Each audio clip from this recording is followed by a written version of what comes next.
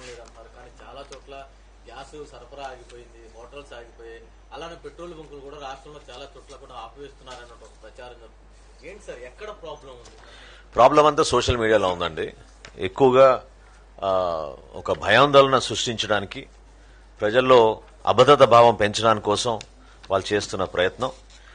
ప్రతి సందర్భంలో మేము చెప్తానే వచ్చాం, మన రాష్ట్రంలో ఎక్కడ కూడా మీకు గ్యాస్ విషయంలో కానివ్వండి, పెట్రోల్ విషయంలో కానివ్వండి, డీజిల్ విషయంలో కానివ్వండి కొరత లేదు. ఒక్క ఇండస్ట్రియల్ యూసేజ్ కోసం మాత్రం కేంద్ర ప్రభుత్వం ఇచ్చిన నిబంధనల మేరకు వాళ్ళకి 10% అని ఇనిషియల్గా మనం అందించాం. 10%ని 20%కి పెంచాం.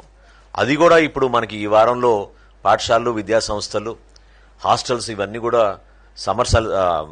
వేసవి సెలవుల కోసం ఇస్తాం. కాబట్టి ఆ వచ్చిన స్టాక్ని దాన్ని కూడా డైవర్ట్ చేయమని జాయింట్ కలెక్టర్స్కి మా కమిషనర్ గారు ఆల్రెడీ ఇన్స్ట్రక్షన్స్ ఇవ్వడం జరిగింది.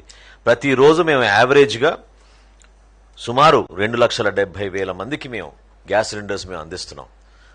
కొన్ని రోజుల్లో 3,40,000 మందికి కూడా మేము అందించాం. కాబట్టి ఎక్కడ కూడా ఈ కొరత ఉందనే భావన కాదు. దయచేసి అర్థం చేసుకోవాల్సింది ఏంటంటే, ఒక 2 రోజులు ఇటువంటి సమాచారం క్షేత్రస్థాయిలో కావాలని ఒక భయాందోళన సృష్టించడానికి తీసుకెళ్తున్నారు. కాబట్టి ప్రజలు రియాక్ట్ అయ్యి 2 లక్షల బుకింగ్లు కాస్త ఒకే రోజున 5 లక్షల బుకింగ్లు చేయడం వలన ఆ బ్యాక్ ఎండ్ గ్యాప్ వచ్చింది తప్ప డెలివరీస్లో ఎక్కడ కూడా ఈ 3 ఆయిల్ కంపెనీస్ చాలా అద్భుతంగా రాత్రింబగలు కృషి చేసి ఈ కొరత లేకుండా వాళ్ళు చూసుకుంటున్నారు. దానికి మా డిపార్ట్మెంట్ నుంచి అన్ని విధాలుగా సహకరించుకుంటూ ముందుకెళ్తున్నాం.